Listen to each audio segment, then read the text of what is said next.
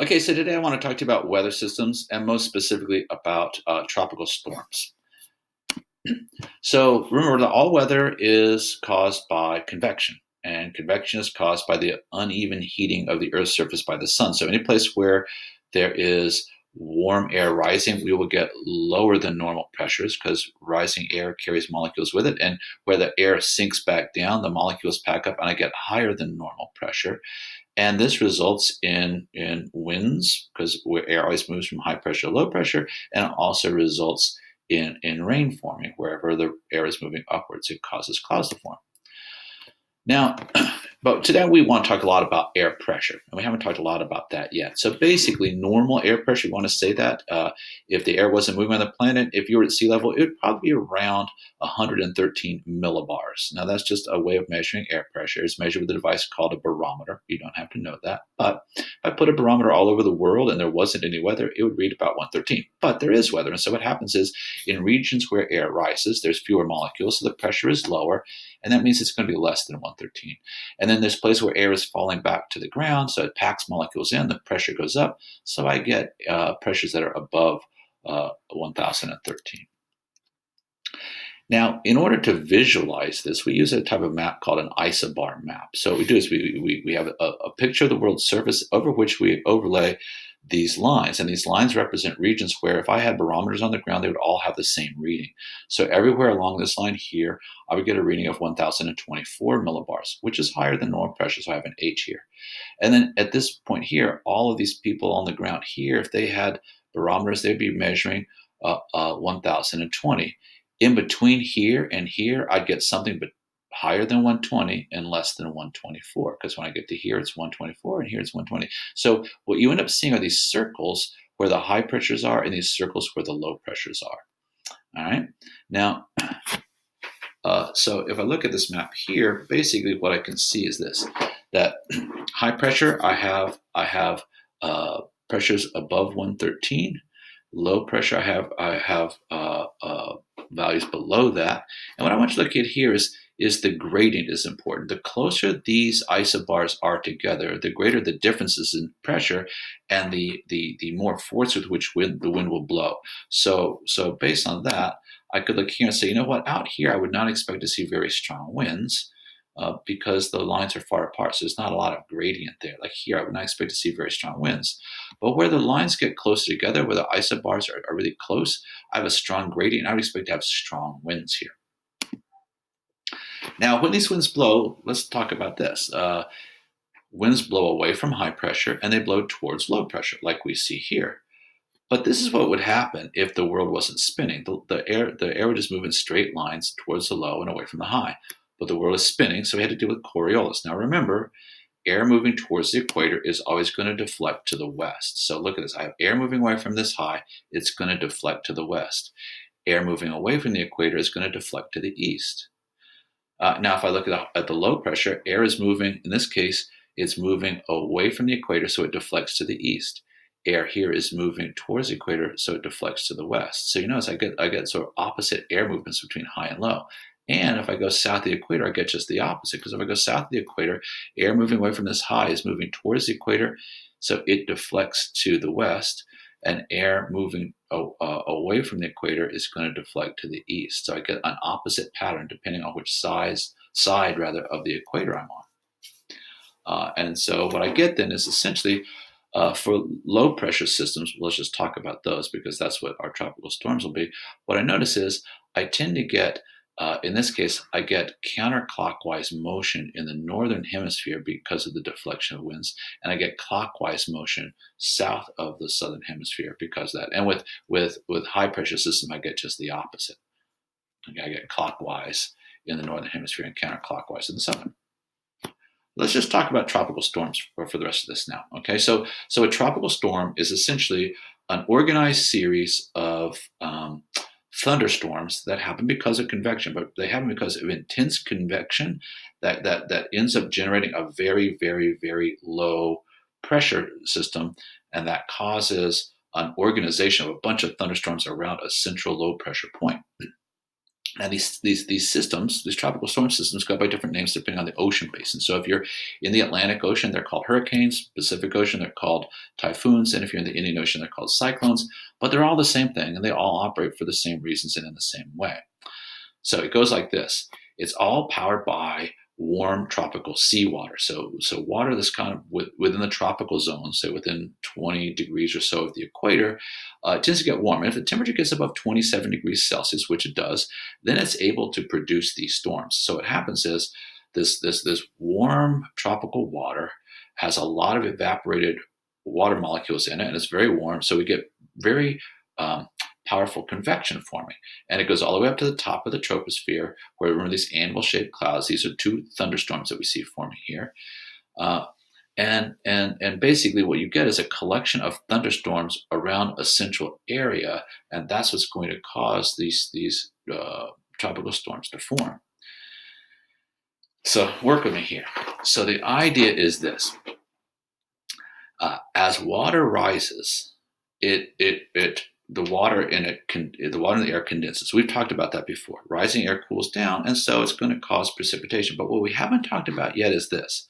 If you recall from your chemistry class, what happens is you have to add energy to water to make it evaporate. So if I want to make water boil, I have to heat it, right? I have to put energy into it. If I want it to evaporate, I have to warm it up. I have to put energy into it. So it takes energy to cause water to become a vapor. You cannot create or destroy energy. So therefore, when water comes back to form a liquid, the same amount of energy you had to put into it to evaporate it comes out of it when it condenses.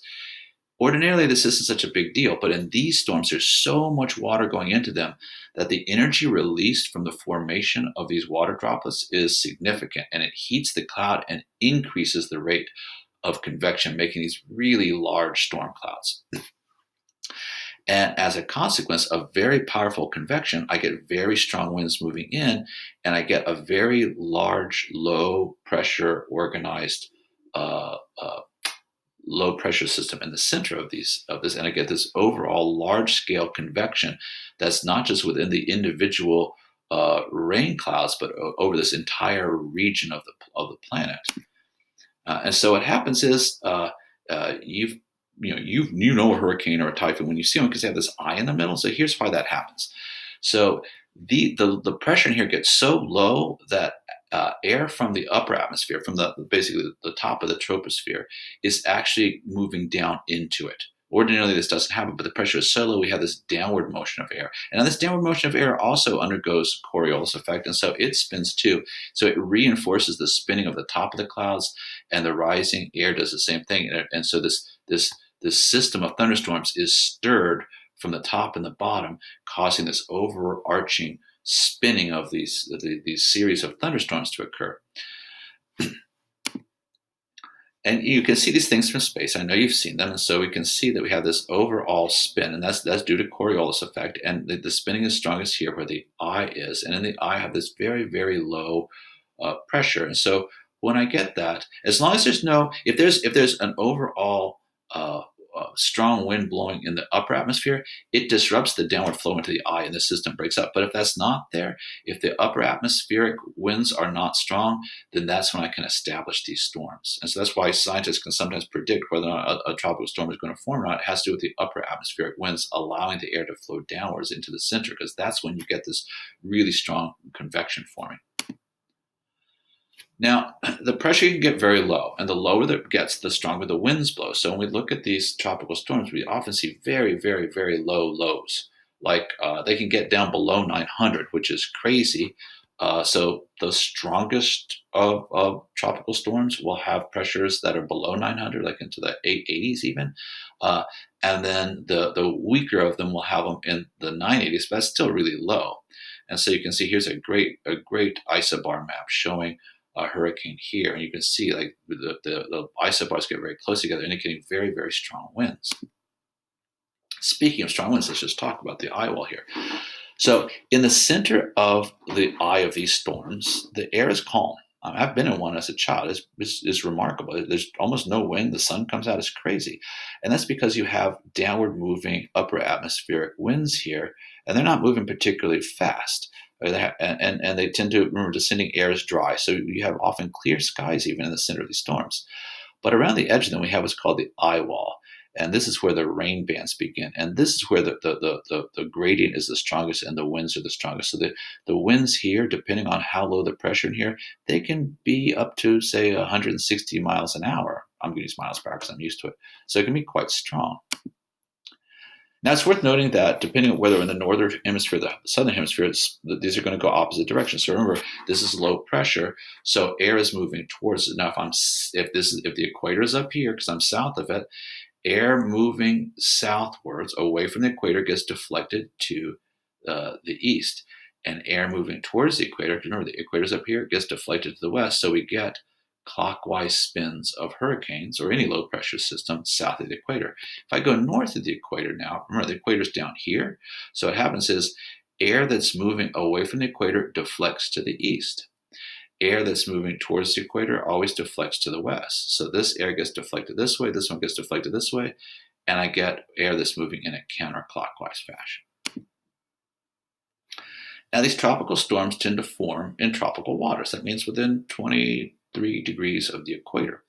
And in that region, we're in the Hadley cell. And in the Hadley cell, the trade winds blow generally in an eastward direction. So what happens is when these things form, they tend to get blown across the ocean basin from east to west by these westwardly blowing winds.